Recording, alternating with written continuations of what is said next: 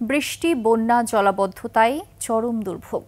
ফেনীতে বন্যা নিয়ন্ত্রণ বাঁধের ২০টি স্থানে ভেঙে প্লাবিত হয়েছে অন্তত ৩৫টি গ্রাম। বিদ্যুৎ বিচ্ছিন্ন হয়ে পড়েছে দুর্গত এলাকা।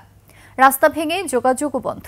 এদিকে আশ্রয়কেন্দ্রগুলোতে দেখা দিয়েছে তীব্র খাদ্য, পানি ও ওষুধ সংকট। বৃষ্টিতে বন্যা পরিস্থিতির অবনতি হওয়ায় কুমিল্লা শিক্ষা বোর্ডের বৃহস্পতিবার এইচএসসি পরীক্ষা স্থগিত করা হয়েছে। এছাড়াও চট্টগ্রামের কয়েকটি এলাকায় দেখা দিয়েছে বন্যার আশঙ্কা। প্রতিনিধিদের তথ্য ছবিতে ইউসুফ হাসান নাইমের তথ্যচিত্রে দেখুন ডেস্ক রিপোর্ট।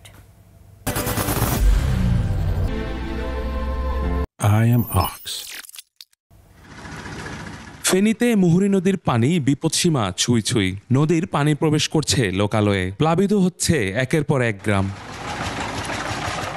ফুলগাজী ও পরশুরাম উপজেলায় বাঁধ ভেঙে প্লাবিত অন্তত ৩০ থেকে ৩৫টি গ্রাম। অনেক পরিবার শিশু, বৃদ্ধ ও গবাদি পশু সহ উঁচু জায়গা কিংবা বাঁধের উপর আশ্রয় নিয়েছে।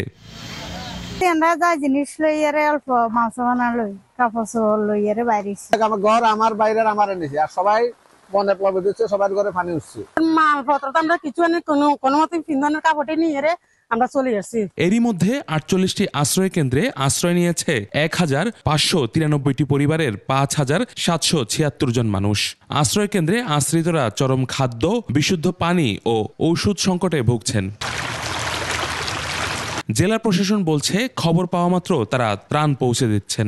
সার্বক্ষণিক একজন উপজেলা নির্বাহী অফিসার তো ত্রাণ নিয়ে যাবেন না। এর বাইরেও কিন্তু তার কাজ হচ্ছে সকলের মাঝে ত্রাণ পৌঁছে দেওয়া। সেটি সে নিজে গিয়েও করতে পারে, তার পক্ষে কেউ না কেউ গিয়েও করতে পারে। অনেক এলাকায় বিদ্যুৎ বিচ্ছিন্ন, সড়ক ভেঙে যোগাযোগ বন্ধ। শহর অঞ্চলে দেখা দিয়েছে জলাবদ্ধতা।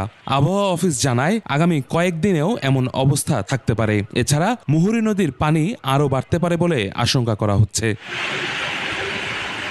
কুমিল্লায় গোমতী নদীর পানি বেড়ে বিপদসীমার মাত্র ১.৬৮ মিটার নিচ দিয়ে প্রবাহিত হচ্ছে। প্লাবিত হয়েছে নদীর দুই পারের চর ও ফসলি জমি। ২৪ ঘন্টায় ৮৬ মিলিমিটার বৃষ্টিপাত রেকর্ড করা হয়েছে। টানা বৃষ্টি ও উজানের ঢলে বন্যা পরিস্থিতির অবনতি হওয়ায় কুমিল্লা শিক্ষা বোর্ডের এইচএসসি পরীক্ষা স্থগিত করা হয়েছে।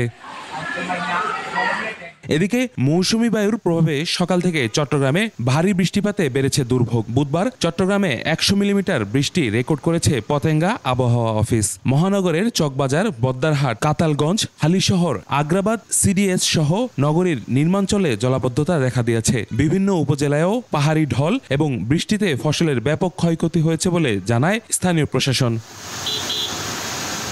ইউসুফ হাসান নাইম, ২১ টেলিভিশন।